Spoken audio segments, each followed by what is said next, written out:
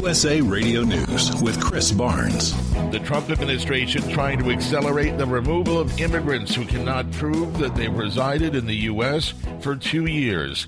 It's likely to face several legal challenges, but the Department of Homeland Security wants the policy to take effect today, allowing deportations without a hearing for people who've been in the U.S. for less than 2 years. President Trump insists that Iranian leaders are lying when they claim they've captured 17 CIA spies. It's totally a false story. That's another lie. They put out propaganda. They put out lies. Breaking news out of Great Britain as Boris Johnson will soon be its new prime minister.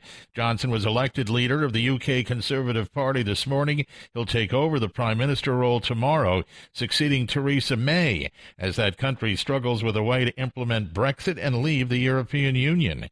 This is USA Radio News. After repeated setbacks, the U.S. Senate is finally expected to give final passage today to the measure that will continue paying for the 9/11 Victim Compensation Fund. It will extend funding through 2092.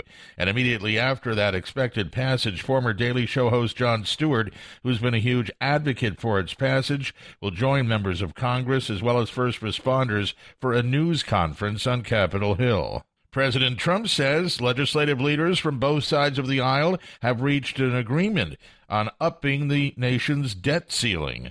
Here's more from USA Radio's Robin Walensky. The president goes on to say this was a real compromise in order to give another big victory to our great military and vets. Treasury Secretary Steve Mnuchin had been warning of hitting the debt ceiling in the next few weeks while lawmakers are out on summer break. And you're listening to USA Radio News. At least 3 million Americans will be dropped from the food stamp program under new rules from the Trump administration.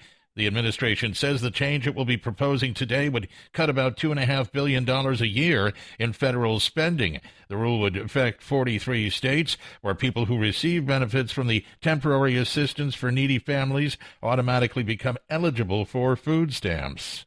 President Trump welcoming the Prime Minister of Pakistan to the White House yesterday, and among the things they discuss, the continuing war in Afghanistan. Here's USA Radio's Tim Berg with more. The war in Afghanistan has been going on for 18 years, but President Trump tells reporters on Monday you could win it pretty easily.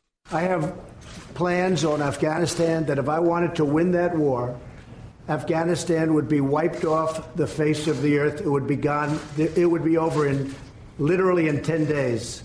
The president speaking from the Oval Office on Monday. Both President Trump and the Pakistani Prime Minister agreeing that it's time for a political solution between the Taliban and the Afghan government to end the bloody fighting once and for all. And food guilt and fat shaming is what some say Macys is promoting with a product, a plate sold by the store that has different circles to indicate different portion sizes. The smallest one's labeled skinny jeans. The largest is labeled mom jeans. For USA Radio News, I'm Chris Barnes.